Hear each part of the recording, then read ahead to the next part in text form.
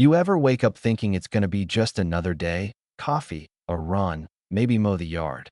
And then, before you can even wipe the sweat off your face, you find a bunch of strangers doing cannonballs in your pool like it's a damn resort? Because that's exactly how it started for me. I just finished my morning run, heart still pounding, sweat cooling on my neck, when I saw that side gate, wide open, swinging like it was inviting trouble. And I know I locked it, you know what I mean? Gut instinct, like the kind they drilled into us back in the Marines, told me something was way off. I step around back, and what do I see? Karen Lawson, queen of the local HOA, holding court in my pool, two of her friends in big floppy hats, half-empty wine bottles on the table, music bumping, and my 3-acre lawn looking like the aftermath of a college frat party. I mean, there's relaxed, and then there's entitled. This was something else. So I just stand there for a second, let my shadow fall right across their little setup, and say, not yelling, just dead calm, what the hell is going on here? And Karen, she doesn't even flinch, just leans back with that little smirk, tells me not to be so uptight, that my yard is community property. Now, new HOA guidelines. I should share my blessings with the neighborhood. I actually laughed, not out loud, more like that crazy laugh you make when you know something's about to get ugly. I told them to get out, pointed to the gate. But Karen, she just leans further back in the water and tells me, we're not done relaxing. Why don't you go inside and let us finish? That's when I knew, right then, this wasn't going to be one of those neighborly misunderstandings you clear up with a handshake and a pie. This was a fight. I went inside, locked the door, called 911, and calmly explained that I had uninvited guests trespassing. Then, yeah, I took the shotgun out of my safe, muzzle down, safety on, not threatening, just making it very clear I wasn't messing around. When I stepped back out, the tone changed quick. Karen's friends started scrambling for their towels, mumbling about being late for yoga or whatever. But Karen, she just glared at me, water dripping off her hair, and said, "You're going to regret this." I recorded everything, got their license plates as they left, and locked the gate myself. You'd think that would be the end of it, right? Not even close. Why the next morning, the story had already been flipped on its head.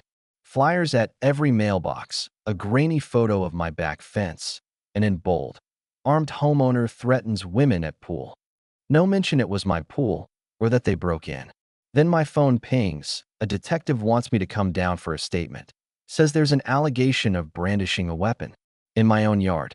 I mean, yeah, that happened.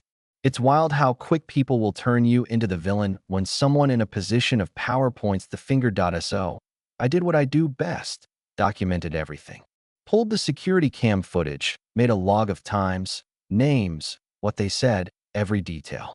Sent it to my attorney, Lauren Hale, the kind of lawyer who sounds like she could perform surgery while solving a crossword puzzle. Always steady, never misses a step. She said, "We lean on procedure. Start the log, send everything. I'll notify the detective." Within hours, she's filing cease and desist letters, telling the HOA they better not even think about deleting their group chats, and sending a preservation letter to every board member. I collected evidence, photos of wet footprints, wine stains, even a stray wristband on my deck. Like I was building a museum of HOA stupidity. The twist? Not 24 hours later, code enforcement shows up. Some anonymous complaint says I'm running an illegal for-profit recreation facility in my own backyard. Lauren shuts it down fast with tax records and a written statement. But that's when I realized this was coordinated. Every move Karen made, she had backup, and it wasn't just the pool. Now she was trying to weaponize every tool the HOA or city had to make my life miserable. And just when I started thinking it couldn't get weirder, I get a knock after dark. Neighbor from 2 streets over, eyes darting around like he's in a spy movie. He says his wife is in the HOA social committee chat, and Karen literally told them, "If Matt fusses, call the cops and say he scared us with a gun." He can't give me screenshots, but at least now I know I'm not crazy. Yeah, let me back up a sec. Imagine living somewhere you pay your taxes, you mow your own lawn, and you gotta worry about getting set up by the folks running your own neighborhood. But the thing about stacking lies is, sooner or later, something cracks. Couple days later, another anonymous complaint. this time about my commercial signage. Only new signs were the ones that said, "Private property, violators prosecuted."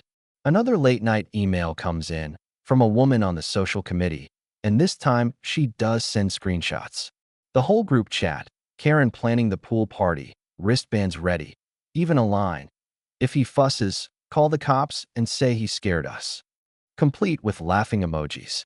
I forward that to Lauren, and her response is almost gleeful. "This is gold. Civil and maybe criminal." The HOA doesn't back down, they double down.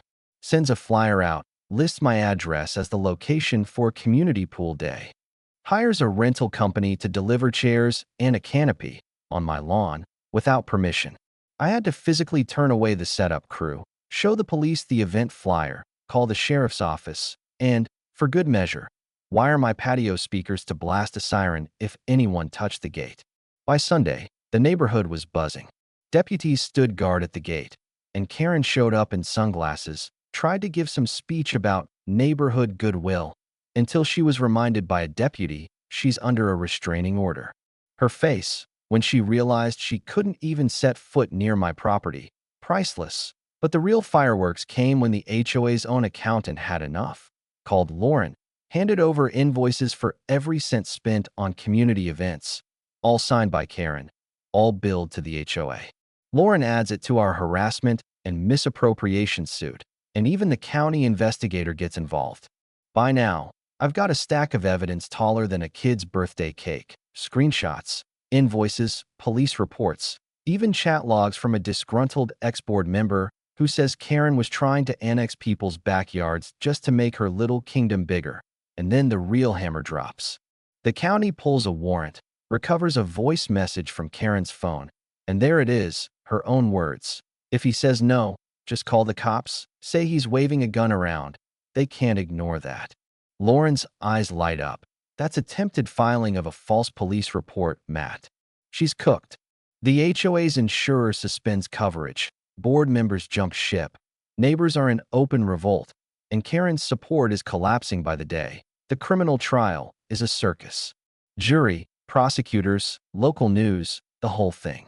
Audio recordings, body cam footage, invoices, even a financial expert with pie charts showing Karen funneled thousands to her cousin's catering business for events nobody asked for. Her defense falls apart under cross. She rambles, contradicts herself, accuses the prosecutor of conspiring with me to ruin her life. The jury comes back guilty on every count. Sentencing day, it's raining, the courthouse packed, and when the judge hands down 10 years in state prison, plus restitution, Karen just slumps, lets herself be cuffed, no fight left. When the civil case wraps, it's open and shut. Judgment for me, full damages, liens on her property, HOA forced to repeal the community pool, nonsense, and publicly apologize.